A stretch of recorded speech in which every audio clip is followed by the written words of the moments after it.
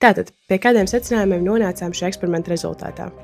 Lētākais no veidiem, kā atbrīvoties no durvīm, izrādījās šķirotu atkritumu poligons, kurā tīru koku pieņem bez maksas. Otrs lētākais – sadzīves atkritumu poligons. Tajā samaksājām 2,52 €. Tiesa, jāatzīmē, ka durvis netiek izmantotas un paliek poligonā. Dārgāks scenārijs gan izrādījās amatnieks. Evaldam par darbu samaksājām 500 €, tomēr tikām pie 2 lieliskiem kafijas galdiņiem, kuru ražošanas procesā turklāt tika izmantot materiāli, kas palikuši pāri arī no citiem projektiem. Viennozīmīgi dārgākais no variantiem būtu mežs.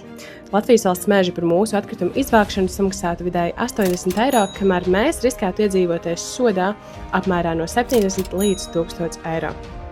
Ik viens būvniecības projekts rada atkritumus, taču mums vienmēr ir izvēle. Mēs varam tos izmest vai arī dot tiem otru dzīvi.